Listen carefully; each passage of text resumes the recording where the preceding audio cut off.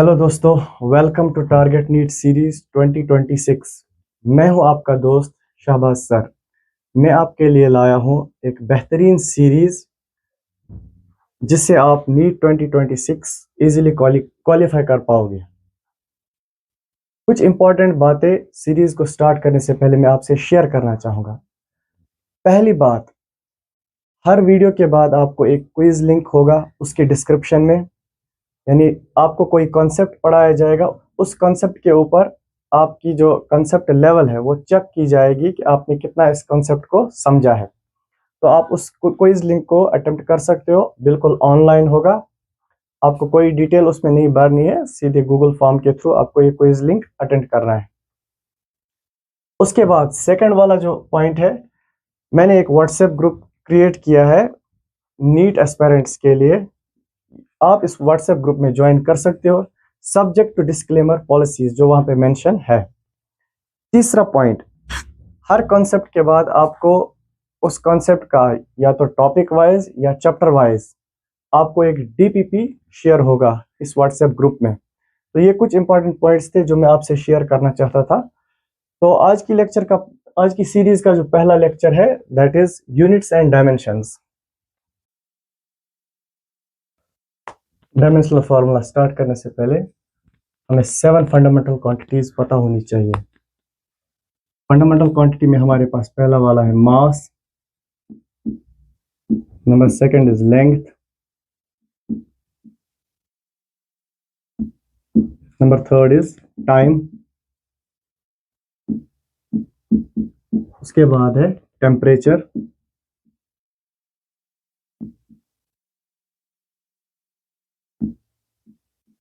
Theta से denote करते हैं।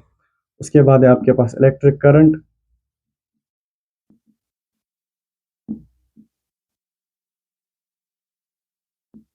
इसका सिंबल आप आई करते हो यूज। उसके बाद है ल्यूमिनस इंटेंसिटी,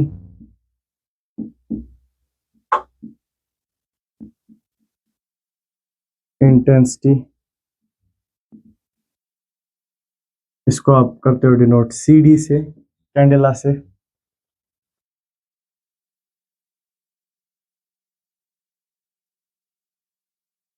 नंबर 7 है हमारे पास अमाउंट ऑफ सब्सटेंस या क्वांटिटी ऑफ मैटर जिसको आप बोलते हो सब्सटेंस, ये आप लेते हो मोल्स में। अब देखिए SI यूनिट या फंडामेंटल यूनिट क्या है। मास का आपको पता है वो है किलोग्राम। सिंबल क्या यूज करते हो आप इसके लिए, केजी। लेंथ का है मीटर, तो सिंबल क्या करते हो यूज, स्मॉल m। यहाँ पे टाइम, टाइम जो है इसका है सेकंड, सिंबल आप यूज करते हो S। टेम्परेचर इसका है केल्विन, SI यूनिट इसका केल्विन है, सिंबल आप यूज करते हो कैपिटल K। इलेक्ट्रिक करंट इसका SI यूनिट है एम्पियर,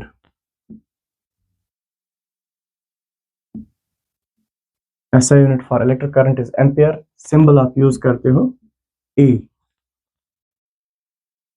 इसके बाद है ल्यूमिनस इंटेंसिटी, इसका है कैंडिला, सिंबल हम यूज करते हैं इसका CD। अमाउंट ऑफ सब्सटेंस का SI यूनिट है मोल या मोल्स भी बोल सकते हो, और सिंबल यूज्ड इज MOL। यानी जब भी हम कोई डायमेंशनल फार्मूला रिप्रेजेंट करेंगे उसमें हम देखेंगे मास कितना है, लेंथ कितना है, टाइम के कितने डायमेंशंस है, तो हम ये वाले सिंबल्स यूज करेंगे। कहीं पे हम इलेक्ट्रिक करंट में करते हैं यूज सिंबल A या सिंबल I। इसी तरह से आप अमाउंट ऑफ सब्सटेंस को सिंबल यूज करोगे MOL, मोल। ये हो गए हमारे पास बेसिक फिजिकल क्वांटिटीज। अब हमारे पास है सप्लीमेंट्री फिजिकल क्वांटिटीज, वो है दो। एक आता है आपके पास, आप इसको नोट कीजिए, वीडियो पॉज कीजिए और नोट कीजिए। I'll rub this।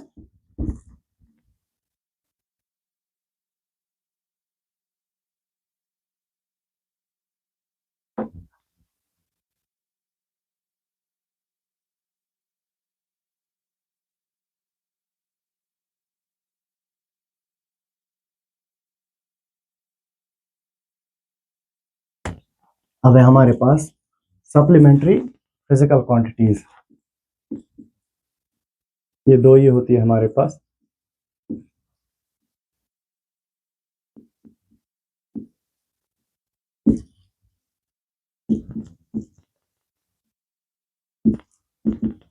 Supplementary physical quantities,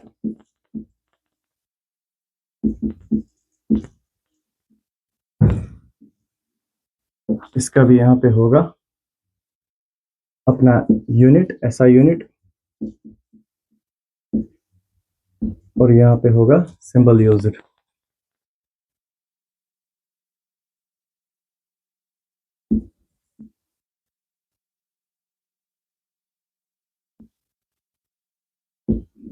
इसमें हमारे पास पहली जो सप्लीमेंट्री फिजिकल क्वांटिटी है वो है प्लेन एंगल। उसका ऐसा यूनिट है, angle is measured in radian. Angle का ऐसा यूनिट रेडियन है, डिग्री नहीं है। तो इसका सिंबल आप यूज करते हो RAD। सेकंड है आपके पास सॉलिड एंगल। जब हम गॉसेस लॉ का प्रूफ पढ़ाते थे उस टाइम हम सॉलिड एंगल पढ़ाते थे। सॉलिड एंगल जो है इसका ऐसा यूनिट है स्टीरेडियन। स्टीरेडियन है इसका ऐसा unit, symbol used is SR। ये नोट कर लीजिए।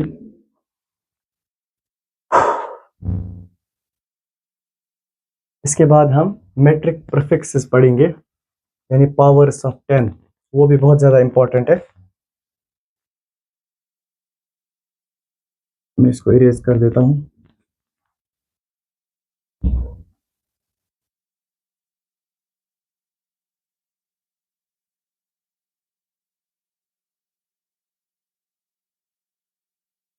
अब है मेट्रिक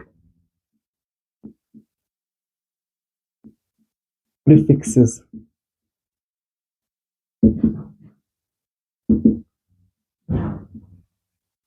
इसमें है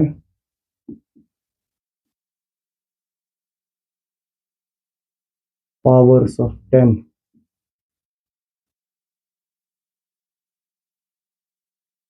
यहाँ पे आप बोलोगे पावर्स ऑफ 10। इसके बाद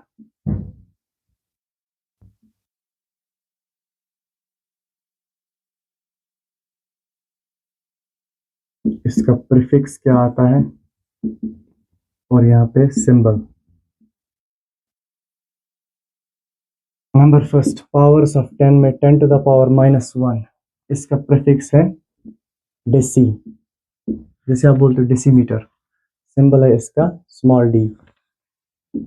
दूसरा वाला है 10 टू द पावर -2, उसको आप बोलते हो सेंटी, सेंटीमीटर जैसे हम बोलते हैं, उसका सिंबल है C। तीसरा पावर ऑफ प्रीफिक्स आता है 10 टू द पावर -3, वो आप बोलते हो मिली। जैसे हम बोलते हैं millimetre, milli ampere, milli volt, तो ये बनेगा आपका, इसका सिंबल है स्मॉल n। इसके बाद है नेक्स्ट प्रीफिक्स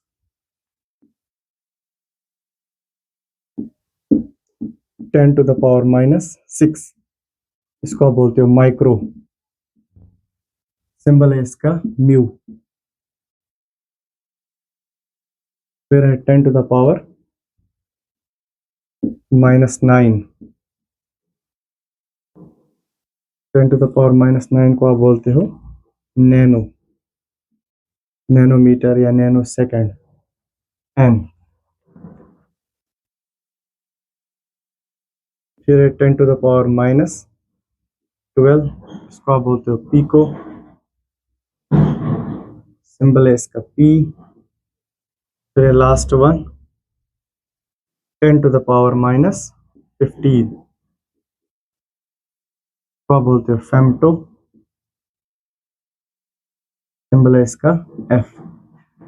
यूजुअली आप 10 टू द पावर -15 को बोलते हो, अगर हम न्यूक्लियर रेडियस देखते हैं वो मेजर होता है इन फर्मीज में।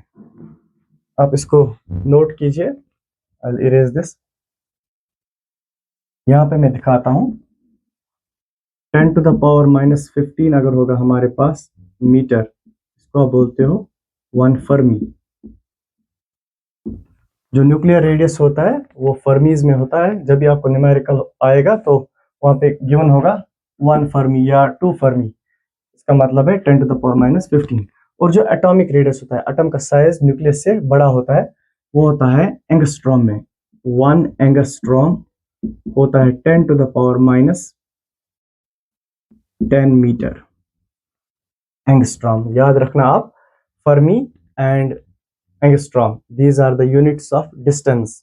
कभी माइक्रोन भी आपको आएगा सीधे, माइक्रोन जो है, यहाँ पे माइक्रो सिंबल हमने यूज किया, तो माइक्रोन का मतलब सीधे होगा 1 माइक्रोन।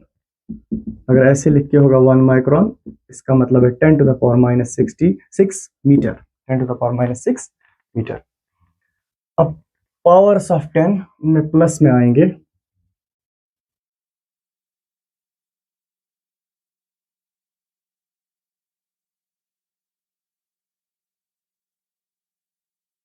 इन्हीं पावर्स को प्लस में, और इनके सिंबल्स भी होंगे चेंज।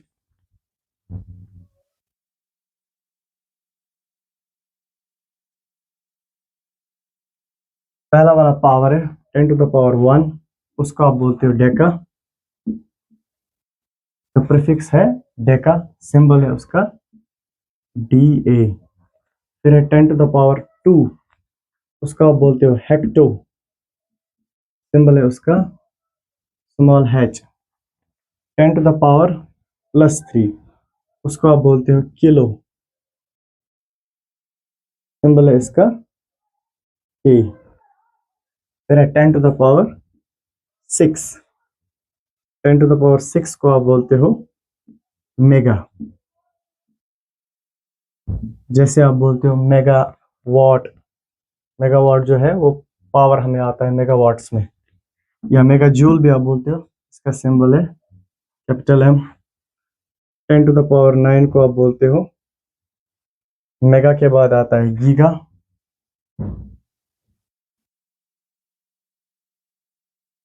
इसका सिंबल है जी। फिर है 10 to the power 12, इसको आप बोलते हो टेरा, इसका सिंबल है कैपिटल टी। यहां तक नोट कीजिए। अब 10 to the power 15 वो आपके लिए मैं रखता हूं, नोट कर लिया इसको। अब आते हैं डायमेंशनल फॉर्मूला पे।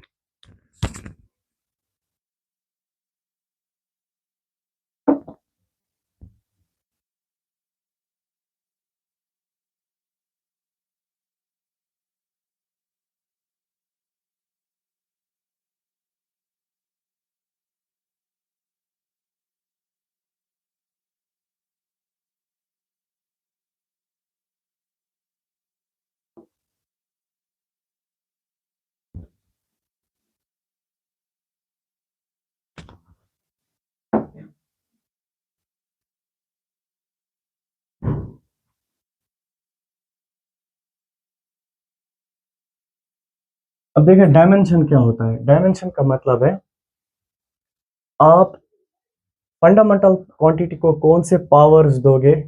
सपोज आपके पास है मास, लेंथ है, टाइम है, आप इनको क्या एक्सपोनेंट दोगे, क्या पावर दोगे कि ये एक डिराइव्ड क्वांटिटी को रिप्रेजेंट करेगा। डिराइव्ड क्वांटिटी, आपके पास जो डिराइव्ड क्वांटिटीज है, अगर मैं एक दो एग्जांपल्स देता हूं, चलिए एक दो एग्जांपल्स देते हैं। डिराइव्ड फिजिकल क्वांटिटी,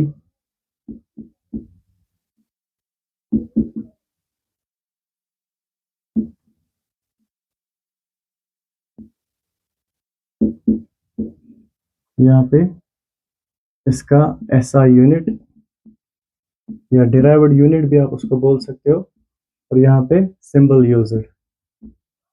दो तीन की मैं एग्जांपल देता हूँ। पहले हम डिराइव्ड क्वांटिटी लेंगे, let it be force. Force जो है, फोर्स कोई फंडामेंटल क्वांटिटी नहीं है, ये डिराइव्ड क्वांटिटी है, या आप इसको सेकेंडरी फिजिकल क्वांटिटी भी बोल सकते हो। So force, it is a derived physical quantity.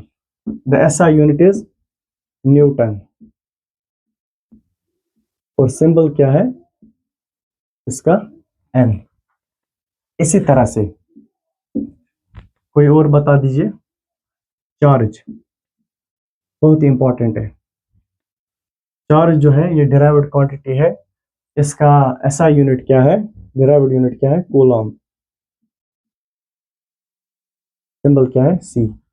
Charge जब हम डायमेंशनल फार्मूला में यूज करते हैं तो बच्चों को इसमें बहुत ज्यादा गलती होती है, मिस्टेक हो जाती है।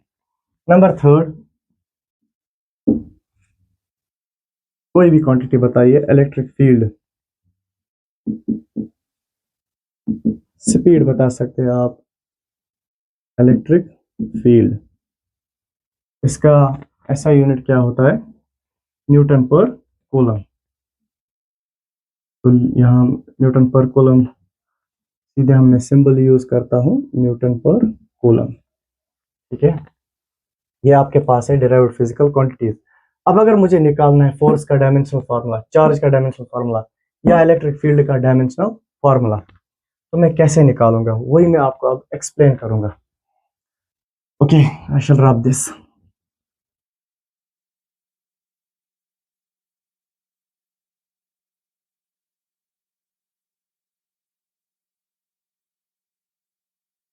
तो मैं डायमेंशनल फार्मूला या डायमेंशन बता रहा था आपको। It is the exponent or power to which the base quantity must be raised to express derived quantity. आप बेस क्वांटिटी को m1 l2 t-2 एग्जांपल मैंने दे दी। आप बेस क्वांटिटी को क्या पावर दोगे कोई डिराइव्ड क्वांटिटी एक्सप्रेस करने के लिए? अब m1 l2 t-2 ये हम बाद में देखेंगे कि यह भी एक डायमेंशनल फार्मूला है। किसका डायमेंशनल फार्मूला है? तो मुझे कहना था dimension, it is the power of index या exponent which the base quantity must be raised to express a derived quantity. तो ये एक डिराइव्ड क्वांटिटी को एक्सप्रेस कर रहा है। तो वो डिराइव्ड क्वांटिटी कौन सी है वो हम अभी देखेंगे। आते हैं सिंपल, आपके पास है एरिया। एरिया का क्या डायमेंशनल फार्मूला है बताइए। सबसे पहले आप इसको रखते हो इन स्क्वायर ब्रैकेट्स में। क्या एरिया में मास है? एरिया होता है बराबर लेंथ इनटू ब्रेड्थ, अगर रेक्टेंगल का होगा, या होगा बराबर लेंथ इनटू लेंथ, या अगर सर्कल का देखेंगे वो होगा पाई आर स्क्वायर। तो पाई को छोड़ दीजिए, वो डायमेंशन लेस फिजिकल क्वांटिटी है, लेकिन आर जो है यहाँ पे डिस्टेंस 2 बार मल्टीप्लाई हुआ है। तो एरिया में मास नहीं आ रहा है, टाइम नहीं आ रहा है, तो आप लिखोगे m0 l0, नहीं l0 नहीं लिख सकते, m0 l2 t0। लेकिन अब m0 t0 लिखने की कोई जरूरत नहीं है, हम डायरेक्टली एरिया को लिख सकते हैं। इसका डायमेंशनल फार्मूला हम डायरेक्टली लिख सकते हैं l2। क्लियर? ये मैंने सिंपल एग्जांपल दे दिया आपको। अब जरा वॉल्यूम देखिए। वॉल्यूम होता है आपके पास फॉर्मूला इसका length into breadth into height, length into length into length. इसको भी लेंथ का डायमेंशन, इसको भी लेंथ का dimension, this also has dimension of length. तो क्या बनेगा वॉल्यूम? इसका डायमेंशनल फॉर्मूला क्या बनेगा? m इसमें 0 है, l इसमें 3 है, t इसमें 0 है, a इसमें 0 है, तो हम सीधे लिखेंगे l पावर 3। ये बनेगा वॉल्यूम का डायमेंशनल फॉर्मूला। ये बिल्कुल सिंपल है। आ जाए नेक्स्ट पे, आई विल रैप दिस।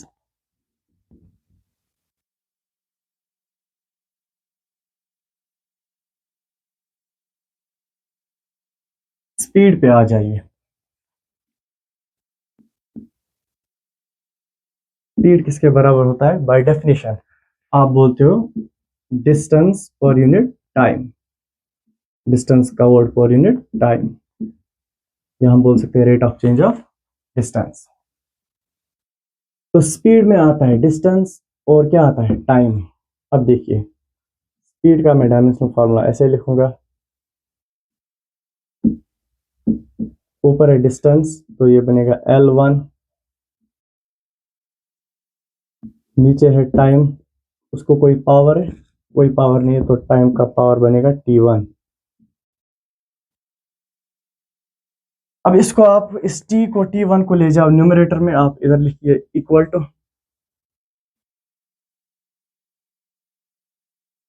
ये बनेगा आपका L1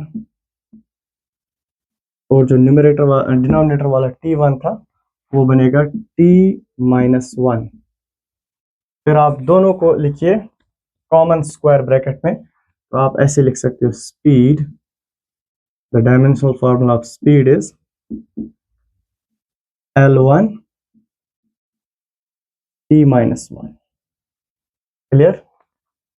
ये है आपको डायमेंशनल फॉर्मूला किसका, स्पीड का। डन।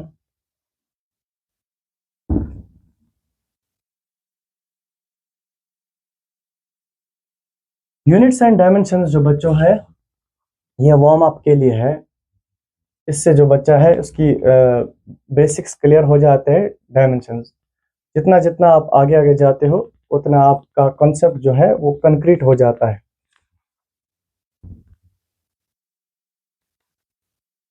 इसके बाद फोर्स पे आते हैं, नहीं पहले एक्सेलरेशन पे आते हैं। एक्सेलरेशन क्या होता है, rate of change of velocity या चेंज इन वेलोसिटी पर यूनिट टाइम। तो मैं सीधे लिख देता हूं change in velocity, velocity upon time, although it is change in velocity per unit time, rate of change of velocity। तो एक्सेलरेशन का क्या बनेगा डायमेंशनल फॉर्मूला, वेलोसिटी का सेम है as that of speed. Clear? तो वेलोसिटी का dimensional formula अभी आपने स्पीड का निकाला L-T-1 और यहाँ पे डिनोमिनेटर में आपको फिर से T आ रहा है। अब इस T को फिर से ले जाइए ऊपर, यहाँ इक्वल टू डाल दीजिए L-T-1 और यहाँ पे फिर से T-1। ठीक, अब एक्सेलरेशन फिर से लिखते हैं,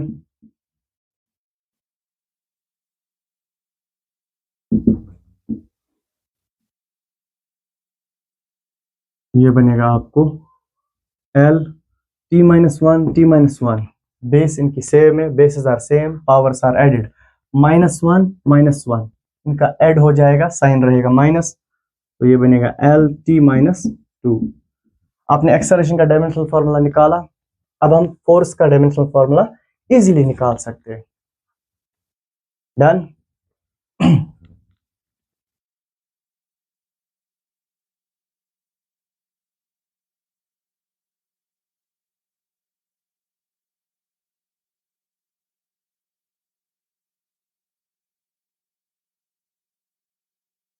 अब है फोर्स। फोर्स होता है according to Newton second law rate of change of momentum, लेकिन हम नॉर्मली इसको बताते हैं mass into acceleration, mass into acceleration. अब देखिए फोर्स जो है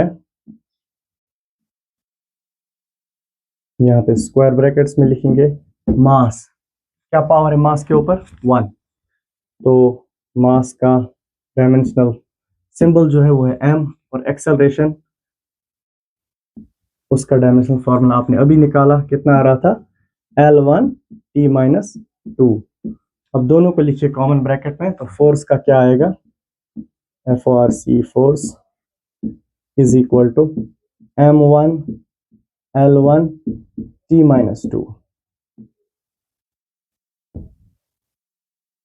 कभी कभी आप इस ये जो यहाँ पे आपने पावर लिखा, sometimes when it is 1 you omit it, आप सीधे लिखते हो ML T-2, लेकिन अगर 1 लिखेंगे अच्छा है, बेटर है।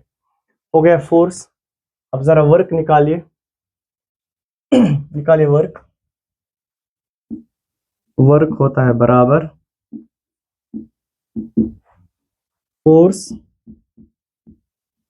और यहाँ से डॉट डिस्प्लेसमेंट, इसको हम यहाँ पे इनटू ही दिखाएंगे, फोर्स डॉट डिस्प्लेसमेंट, डिस्प्लेसमेंट का आएगा जो किसका आएगा, डिस्प्लेसमेंट, डिस्प्लेसमेंट का भी डिस्टेंस का ही आएगा यानी L1। तो वर्क आप निकालोगे, ये आपका काम है,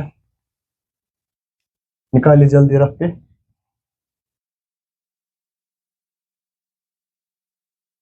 तो वर्क का मैं सीधे बता देता हूँ क्या आएगा, M1 L, यहाँ पे कितना था L1, तो यहाँ पे आएगा M1 L2 T minus 2।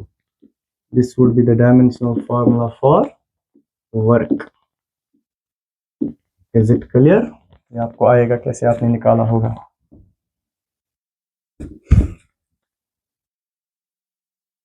अब थोड़ा कॉम्प्लेक्सिटी बढ़ाएंगे।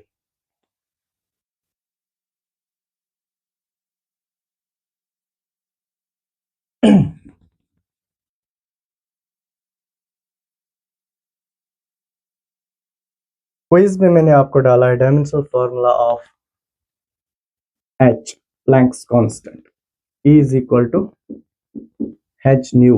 What is nu? फ्रीक्वेंसी। तो E है एनर्जी, इसका डायमेंशनल फॉर्मूला सेम होगा as that of work. H instead of nu, nu होता है बराबर 1/T।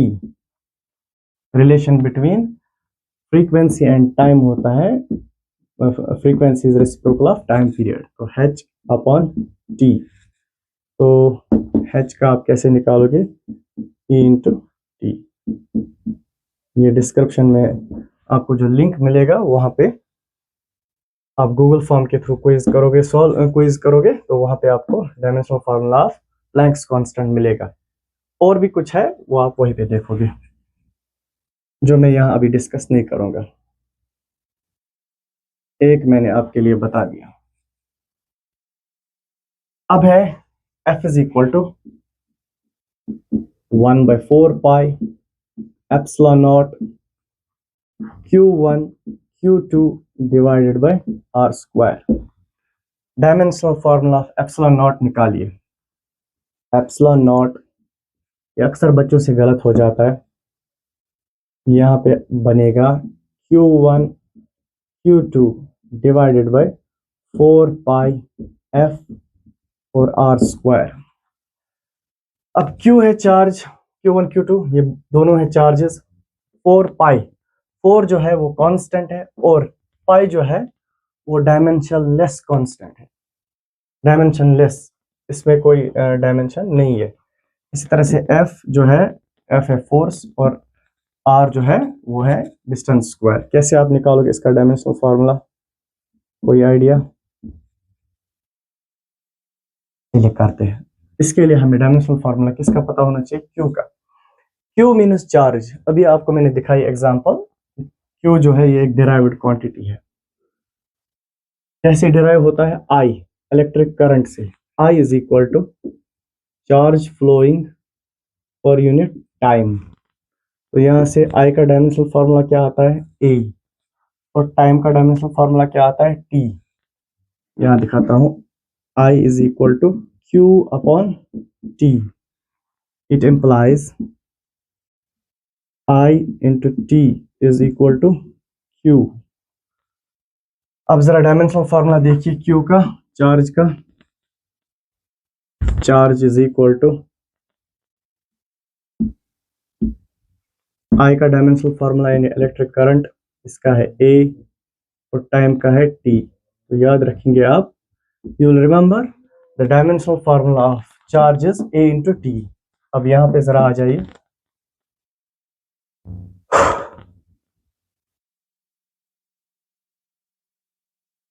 इसको मैं रब कर देता हूँ और मैं इसे ऊपर से लिखता हूँ। Epsilon not is equal to Q1 Q2 divided by 4 pi F R square. अब देख लीजिए क्या बनेगा इसका डायमेंशनल फार्मूला।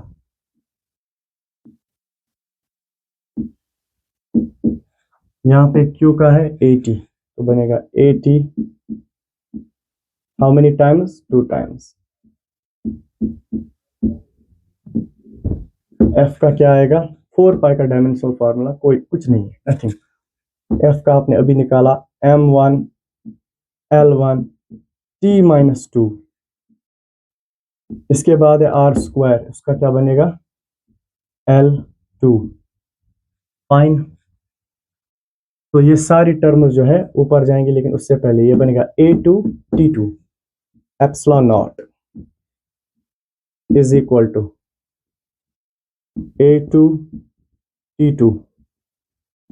फाइन, इसको एक और स्टेप में करते हैं, पहले simplify. This is M1 1 and 2 इज L3,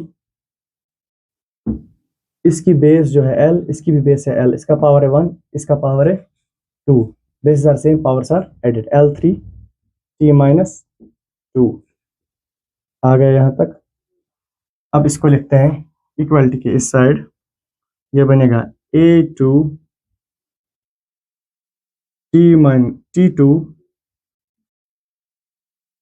जो डिनोमिनेटर में है वो सारा जाएगा न्यूमरेटर में, जो नेगेटिव क्वांटिटीज है वो पॉजिटिव बन जाएंगी और जो पॉजिटिव है वो नेगेटिव बन जाएंगी।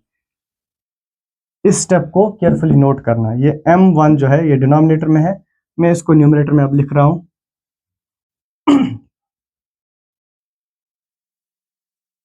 क्या बनेगा M1 M माइनस 1, M1 नहीं M माइनस 1 L माइनस 3, और T है माइनस 2, वो बनेगा T2। फाइन, अब सारी टर्म्स को फिर से लिखिए कहीं पे। हाँ, यहाँ पे T2 और T2 वो बनेगा T4। अब मैं यहाँ दिखा देता हूँ एप्सिलॉन नॉट।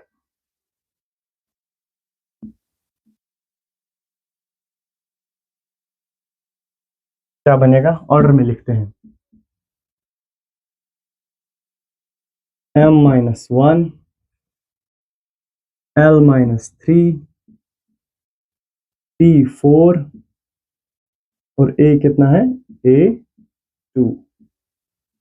ये है आपको dimensional formula of epsilon not, note कर लीजिए।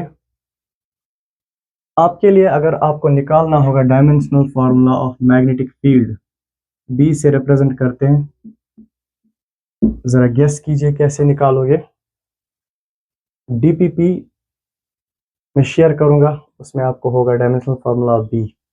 मैं हिंट देता हूं, लॉरेंस फोर्स से F is equal to QVB sine theta. Sine theta का डायमेंशनल फार्मूला नहीं है, यहाँ से आप dimensional formula of magnetic field निकाल सकते हो। This is for your assignment. बाकी जो कुछ डिफिकल्ट ये है वो आपको क्विज में होंगे, वो आप कर लेना। आज के लेक्चर के लिए इतना ही। इस वीडियो को देखने के लिए आपका बहुत बहुत थैंक यू। Stay tuned.